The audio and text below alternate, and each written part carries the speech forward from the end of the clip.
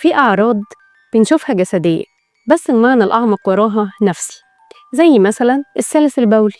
السلس البولي مش مجرد إن المثانة ما بقتش قادرة تتحكم في البول، ولا هي مجرد بس ضعف في عضلة الحوض. السلس البولي هي حالة بيتعرض لها ناس كتير، الأغلب في سن المراهقة. البعد النفسي لكتير من اللي بيعانوا من مشكلة السلس البولي هي إحراج دائم، ما بيبقاش قادر يخرج، قلق مستمر، مش عارف يتحكم ولا يسيطر على شكل حياته. السيطرة هنا مش جسدية بس، السيطرة هنا على شكل الحياة كامل. نفسياً المثانة مرتبطة بالحدود وبقدرتنا على إننا نقدر نقول كفاية. لما الشخص بيعيش لفترات طويلة مخترق حدوده، مضغوط، مش قادر يتحكم في ظروف حياته، مش قادر يقول كفاية ولا تعبت، مجبر يمسك نفسه، مجبر يسكت بشكل مستمر. أوقات الجسم بيعبر عن ده بشكل جسدي. عشان كده ما ينفعش نختزل السلس البولي في مجرد ضعف في عضلات الحوض، لا، ليه معنى أعمق. تعالي كده دوري جوا نفسك، قد إيه عشتي مواقف وصدمات كنت فيها مش قادرة تتحكمي؟ قد إيه مريتي بمواقف وصدمات فيها تم اختراق حدودك؟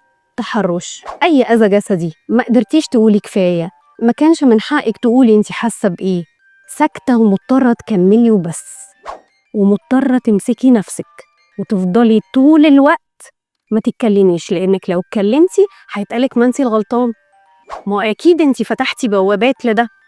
أي غلط وأي وجع اتعرضتي له هيكون لك سبب فيه ومحدش هيحس بيكي، وبكده مش قادرة أتحكم، ولا قادرة أقول كفاية، ولا قادرة أقول تعبت، ماسكة نفسي عرض مستمر. فبيجي ساعتها الجسم بيقول لأ كفاية، وبيبدأ يطلع عرض بيه بحس إن لأ، أنا مش قادرة أتحكم فعلا، أنا محتاجة أرجع لنفسي، محتاجة أشوف هو أنا إيه اللي حاصل لي.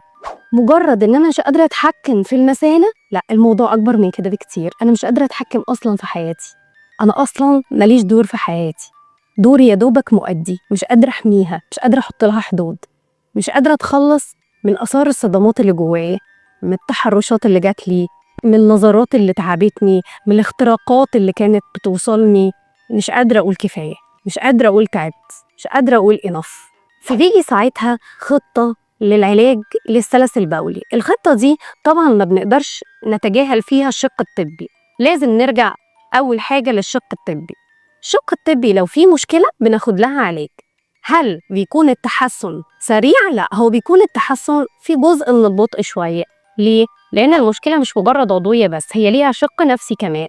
ولو اكتشفنا إن المشكلة ملهاش شق عضوي يبقى كده هي نفسية بحتة 100%. نرجع بقى لجزء التأهيل.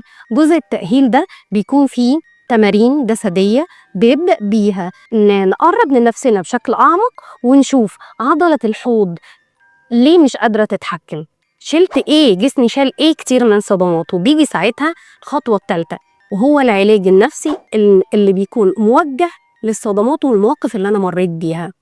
البرنامج كامل بيوصلني إن ببدأ الجسم نفسه بيتخلص من آثار الصدمات دي اللي ما قدرتش أتحكم فيها، بقدر أقول كفاية، بقدر أقول تعبت، أنا اللي بسيطر على حدود حياتي، أنا اللي ببقى موجودة بعمل الكنترول عليها.